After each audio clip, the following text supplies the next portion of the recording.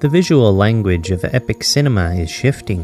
When we break down the stylistic choices of a Christopher Nolan film, we are looking at a masterclass in large format cinema technology. In his adaptation of The Odyssey, Nolan deliberately bypasses the hyper-clean look of digital RGBW sensors in favour of analog film. He shoots on 15-perf 65mm IMAX cameras, a format that dictates not just the resolution, but the entire blocking, lighting and pacing of a scene. Let's look at why he chooses this massive format to tell a 3,000-year-old story. But the film that runs through it is 65mm 15-perf film, and so it has the highest resolution of any imaging format ever devised. And so the clarity and the depth of color, the imagery, is such that it sees the world very much the way the eye sees it.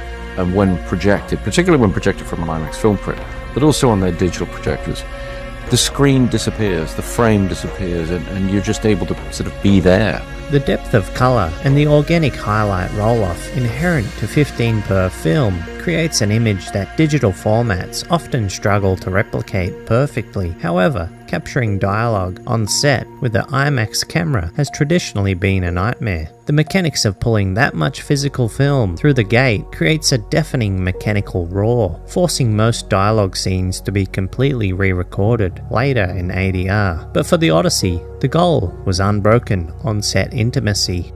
The cameras are very, very loud, as these guys will tell you, having acted in front of them. Very difficult to act in front of and very difficult to record dialogue. So we were never able to achieve, the intimate character scenes, the scenes, between the characters these guys are playing. We weren't able to get the dialogue that way. But for The Odyssey, I was determined to finally try and, get the whole film done that way. So we went to IMAX and we said, is there a way, as they were building new cameras at the time, so can you make them quieter?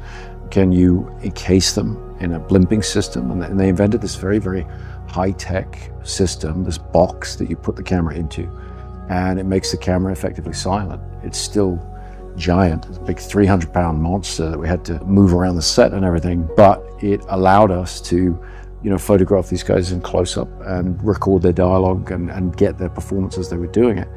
That meant we could do the whole film on IMAX for the first time. Shoving a 300-pound camera into a custom blimp means the footprint of the camera department is massive, yet the spatial relationship to the actor remains incredibly tight. Because the negative is so vast, field of view and focal length behave very differently than they do on standard Super 35. You can't just throw on any piece of glass and expect it to cover the frame without distortion. To build this visual world, Nolan relies